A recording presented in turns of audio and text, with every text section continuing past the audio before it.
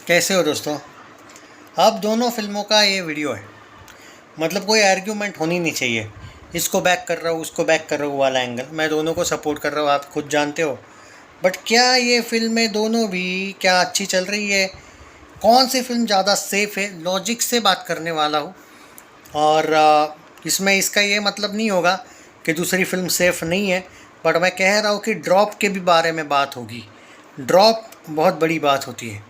जब आपका बजट 100 करोड़ से ज़्यादा होता है कोई भी फिल्म का, 140 करोड़ थामा का जो बजट है उसके अकॉर्डिंग, ये देखो इसमें कोई शक नहीं है कि थामा चांद से हीट तो लेके जाएगा, वर्डिक्ट एवरेज नहीं हीट तो ले ही जाएगी। पर क्या थामा वो काम करेगी जो बाकी हॉरर कॉमेडी यूनिवर्स नहीं कर पाए, क्योंकि भेड़िया अच्छी नहीं गई थी। वो तुम उसको फोर्सफुली एवरेज दिया था उन लोगों ने, वर्डिक्ट वो जाने दो। मुंजा ने अच्छा काम किया था। स्त्री 2 के बाद शायद हाईएस्ट ग्रॉसर, मुझे याद नहीं स्त्री 1 है या आई थिंक मुंजा है, पर मुंजा के वक्त टिकट रेट ज़्यादा थे। स्त्री 1 के वक्त पुरानी बात है, वो कोविड से पहले की बात है। बट फिर भी चलो मैं मानता हूँ कि मुंजा के एक तरीके से अच्छा रिस्पॉन्स मिला था। और कम से कम इसको मुंजा से तो ज़्यादा ही कलेक्शन करना पड़ेगा अगर इसको हीट वर्डिक चाहिए तो, क्योंकि थामा का बजट है 140 करोड़। और थामा ना कैसी बनेगी मालूम है कैसा, मुझे क्या लगता है, मुझे लगता है 140 करोड़ में बनी हुई फिल्म शायद 140 से 150 ही करे, या फिर शायद 160-170 तक जाए नेट में, शायद 200 जाए, जो मुझे नहीं लगता। हाँ, हॉलीडेज चल रहे इसलिए शायद हो सकता है कि दिवाली वगैरह थोड़ा सैटरडे संडे भी चढ़ जाए। पर अगर आप उसका कुछ अलग ही वे में देख रहे हो ना, ये नहीं होने वाला भाई। हाँ मतलब ये 200 भी कर देती है नेट में, वर्ल्ड वाइड 250 या 300 आ जाता है ग्रॉस में, तो 140 करोड़ की film definitely super hit verdict पा लेगी, वो बात नहीं है। But if you are saying कि all time blockbuster blockbuster, no way, it's very hard. 2017 में एक आई थी गोलमाल अगेन, बॉलीवुड की तरफ से लास्ट ब्लॉकबस्टर फिल्म दिवाली में जो वर्डिक्ट मिला है वो था गोलमाल अगेन को। आई थिंक 4th पार्ट वही था ना, गोलमाल अगेन, उसको मिला था बॉक्स ऑफिस की तरफ से ब्लॉकबस्टर वर्डिक्ट। लोग बोल रहे कि क्या थामा करेगी। अब आश्चर्य की बात बोलता हूँ, सुन लो। एक दीवाने की दीवानियत को ब्लॉकबस्टर मिलने का क्यों चांस है वो भी सुन लो पहले बात। पर वो कितना, जब आपका बजट साला खाली 30 करोड़ है।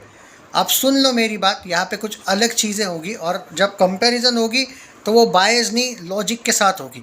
आपको हेटर मानना है किसी का, मानो फ़र्क नहीं पड़ता है, लेकिन समझाना मेरा काम है। As a reviewer, as a critic, मैं आपको झूठे सपने नहीं दिखा सकता। थामा को ब्लॉकबस्टर होना नामुमकिन है, उसके लिए उसको 300 नेट मारना पड़ेगा शायद, या फिर उससे भी ज़्यादा। ब्लॉकबस्टर बोल रहा हूँ मैं, हीट नहीं बोल रहा हूँ। हीट तो हो रही है, वो चांस तो पूरा है। बट जितना इजी एक दीवाने की दीवानियत को ब्लॉकबस्टर होना है कि 30 करोड़ की फिल्म जब आप 100 करोड़ करते हो तो इसको सुपर हिट नहीं बल्कि ब्लॉकबस्टर ही बोला जाता है, क्योंकि वो बनी 30 में है। समझे बात को। वो अब ये कैसे ईजी है सुन लो। आज का जो कलेक्शन है डाउन हुआ है दोनों फिल्मों का, लेकिन कितना डाउन हुआ है। थामा का ट्रेड फिगर है आज का 18 करोड़, बहुत डाउन नहीं हुआ, लेकिन फिर भी 18 करोड़ पे आया है। कल 24 करोड़ था ट्रेड, दूसरा दिन 18 करोड़, 2 दिन में 42 करोड़। प्रोड्यूसर फिगर था 25 करोड़ का, आज शायद 18 के बदले 19 या 20 दे देगा। बराबर है, 25 में आप कर लो 20 ऐड, 25 और 20 या 45, सॉरी या 25 प्लस 20 45, 44 पकड़ो, क्योंकि शायद 19 देगा। मुझे नहीं लगता दिनेश विजन ज़्यादा बड़ा चढ़ा के बता रहा है। सो 2 दिन में 44 से लेके 45 का नेट कलेक्शन। आपको बिल्कुल डरने की ज़रूरत नहीं कि 140 करोड़ करेगी या नहीं। जो आपके मन में डाउट है वो डाउट होना ज़रूरी है, बट वो टेंशन ना लो। 2 दिन में आपकी फिल्म 50 करोड़ जो एक्सपेक्टेशन थी वो नहीं हो रही है, लेकिन 2 दिन में नेट में 50 नहीं आ रही। हाँ, दिनेश विजन कितना दिखाएगा वो मुझे नहीं पता भाई, पर मैं ट्रेड के हिसाब से जाऊँ तो 2 दिन में 45 करोड़ आएगा। सॉरी, ट्रेड तो 42 बता रहा है, मैं प्रोड्यूसर फिगर के हिसाब से जाऊँ तो जो कल इसने बताया था उसके अकॉर्डिंग 44 से 45 करोड़ 2 दिन में नेट में आएगी। इसका फ़ायदा ये है कि कल भी ऑब्वियसली भाई दूज है, करेक्ट है, तो कल भी थोड़ा बहुत तो आप हॉलीडे ही मान के लो। बाद में आ रहे Friday Saturday Sunday, Saturday Sunday वापस चढ़ेगी फिल्म। और थामा एक ऐसी फिल्म है जो कम से कम 3 वीक तो अच्छी चलेगी, 2 वीक तो कहीं नहीं गए, यानी कि 150 कोई नहीं रोक पाएगा इसको। 150 नेट होना फुल भी फिर भी चांस है, हिट हो रही है, एवरेज नहीं रहेगी, हिट हो जाएगी। और स्त्री 2 के बाद ये सेकंड नंबर पे मेरा हॉरर कॉमेडी यूनिवर्स में जाएगी। लेकिन इसको भले ही ये हिट हो जाए, लेकिन उसको वो वाला सक्सेस से कंपेयर मत करना। हाँ, एज़ कंपेयर टू भेड़िया, शायद एज़ कंपेयर टू मुंजा, सबसे बेस्ट ये होगी आफ्टर स्त्री 2 के बाद मैं कहूँगा थामा ही है, जो एक अच्छा हॉरर कॉमेडी यूनिवर्स के लिए बहुत अच्छी बात है। पर अगर आप लॉजिक सोचे कि भाई दिवाली भी रिलीज़ थी, स्क्रीन्स भी अच्छे खासे मिले थे, भले हिट हो गई, लेकिन भाई इसने ब्लॉकबस्टर होना था। अब आप बोलोगे इतने जल्दी आप क्यों बोल रहे हो कि ब्लॉकबस्टर नहीं होगी? नहीं होगी भाई। ड्रॉप जो है ना वो अलग है, वो अभी आपको नहीं दिखेगा।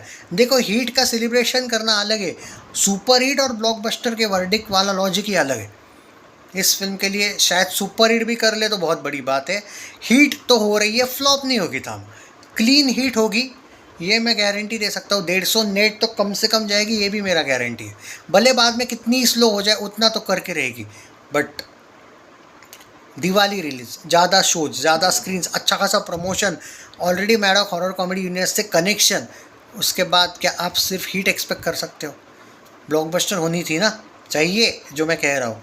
भेड़िया एवरेज थी, भेड़िया का तो भाई आज भी लोग फ्लॉप भी बोलते हैं बहुत से लोग, जो कि सच में थी।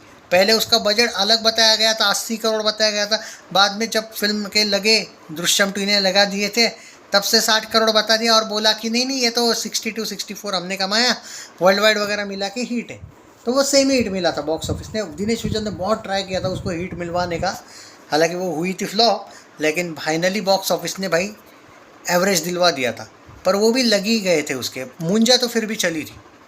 तो भाई मैं कह सकता हूँ थामा स्त्री 2 के बाद सेकंड नंबर पे अच्छी चल रही है।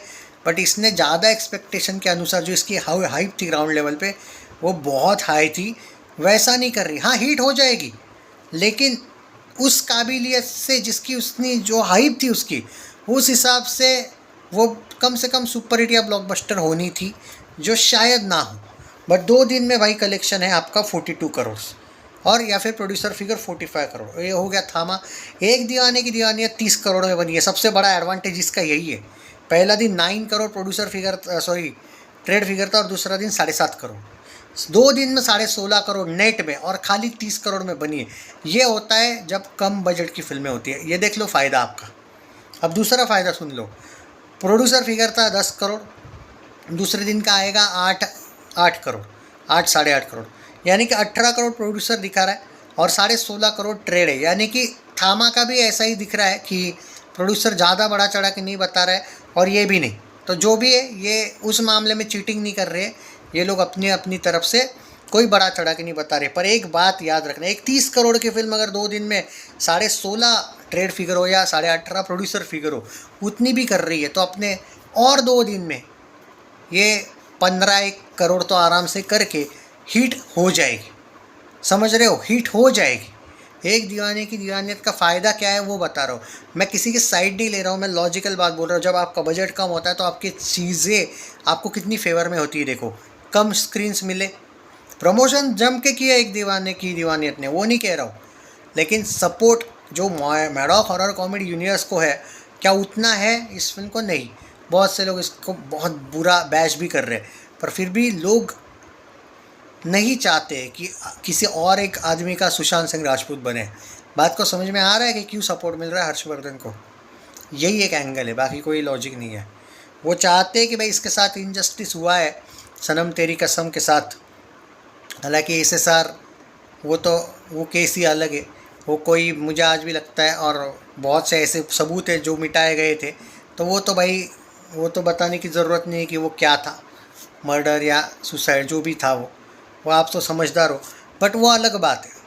बट लोग नहीं चाहते पर्टिकुलरली कि भाई ये हो ऐसा कुछ और टाइप का, या फिर जो सोच रहे हैं कि कोई अपनी लाइफ को ये करे वो करे। हालांकि इसके साथ शायद कुछ और भी था हुआ, बट इसकी बात कर रहा हूँ मैं।